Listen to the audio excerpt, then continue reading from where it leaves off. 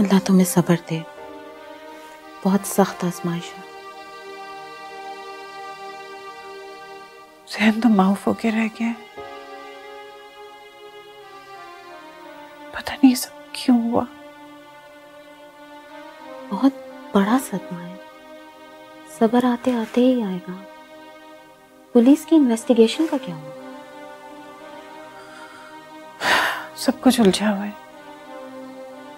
काफी लोग गिरफ्तार भी हुए, लेकिन अभी तक कुछ क्लियर नहीं है। इस मुल्क में इंसाफ हासिल करना ऐसा है जैसे पहाड़ खोदकर दूध की नहर निकालना। वैसे तुम्हारा दिल भी तो कुछ कहता होगा। मेरा शक तो शेरयार की तीसरी बीवी पर। एक जवान और खूबसूरत लड़की एक ऐसे शख्स से क्यों शादी करेगी जिसकी पहले से 2 बीवियां हों? जरूर इसके पीछे कोई लालच है। तीसरी बीवी?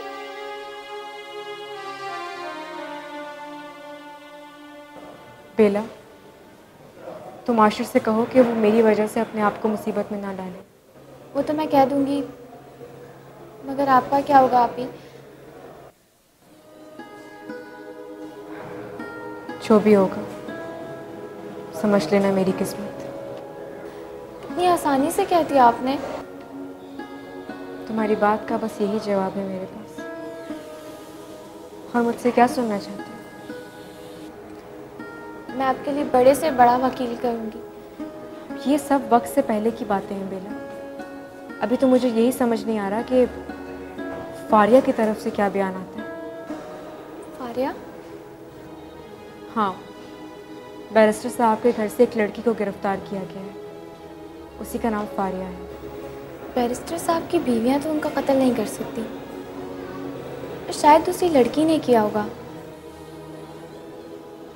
वो उस रात मेरे कमरे में आई थी। आपके बेडरूम में? और फिर? कुछ नहीं।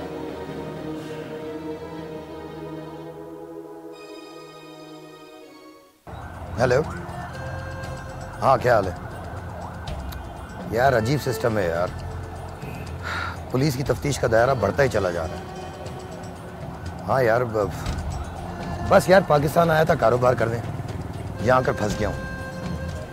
मुझे लगता है ये इंस्पेक्टर बिशारत का हाथ मुझ तक पहुँच ही जाएगा। हाँ, कुछ ना कुछ तो करना पड़ेगा ना यार। हाथ पे हाथ रखकर तो बैठ नहीं सकता मैं। अच्छा तू मेरी छोड़, अपनी बता, तू कहाँ पे है? घर पे? ओ ग्रेट है यार।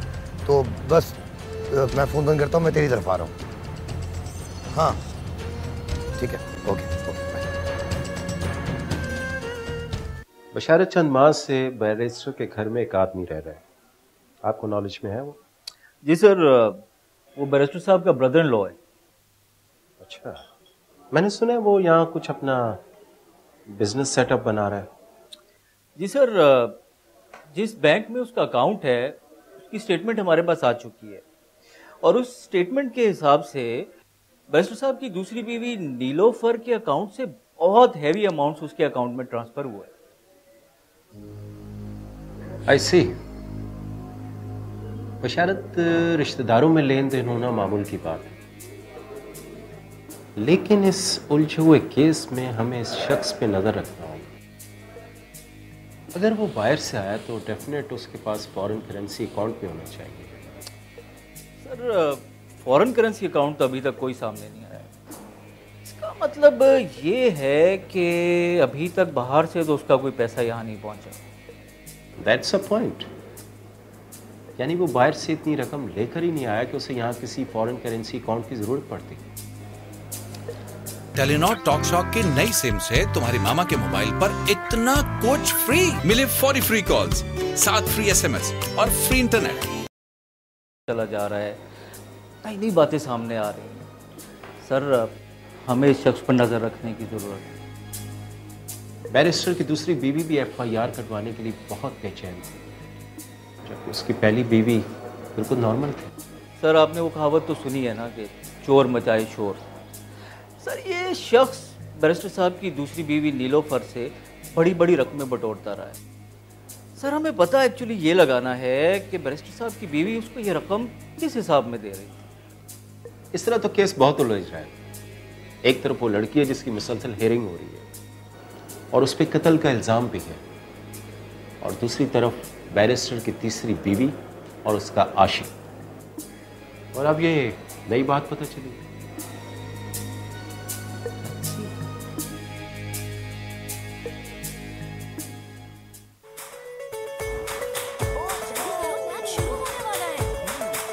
जिंदगी यही है, इसे खेलते चलेंगे। पहला दूसरा ना चले, तीसरा करा देंगे। दिल लाइफ गुगली छक्के छुड़ा देंगे।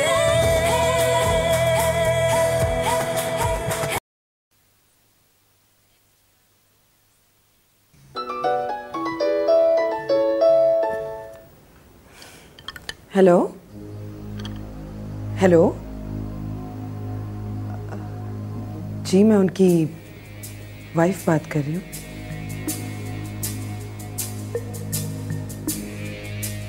क्या मतलब है?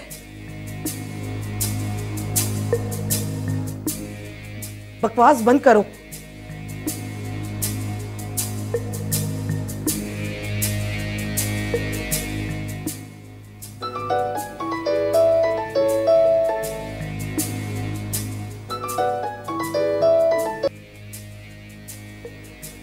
हेलो,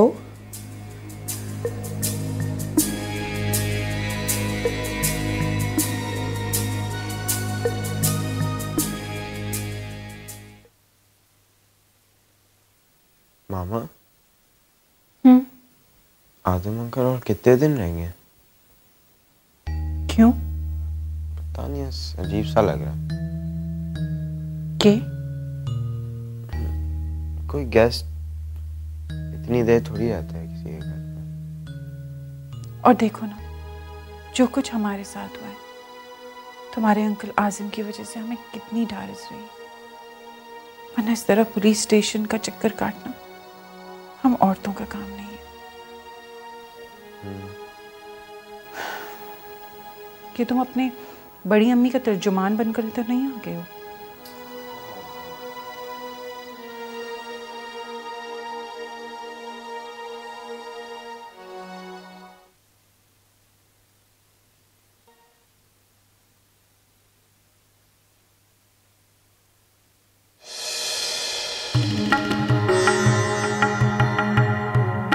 मैं इद्दत में हूँ, लेकिन ऐसी उफ्ताद पड़ी है, कुछ होश नहीं। शफकत आपा, मैं जिंदगी भर इस कैद खाने में रहने के लिए तैयार हूँ, मगर खुदा के लिए उस बेगुनाह की जान छुड़ा। वो बेचारा अपनी बेवा माँ की इकलौती औलाद है। मैं तुमसे यही मालूम करने आई थी कि पुलिस का शक किस बिना पे बनी जो तुम्हारे नाम पे उसे गिरफ्तार कर लिया।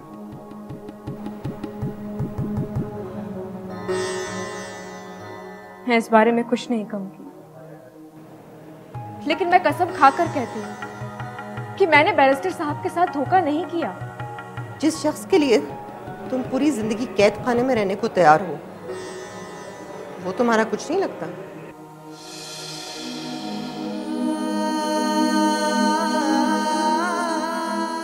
कभी कुछ लगता था, मगर अब कुछ नहीं लगता। मैं जानती हूँ वो बेगुनाह है। ये जानती हूँ कि तुम शहरियार की बेवा की हैसियत से जानी जाती हो।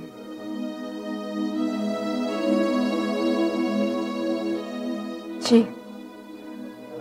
मैं जानती हूँ। तो फिर कहाँ से चला आया ये शख्स? कहीं शहरियार को तो भिलक नहीं लग गई थी, क्योंकि पुलिस खुदकुशी के अंदेशे को भी नजरअंदाज नहीं कर रही। जी,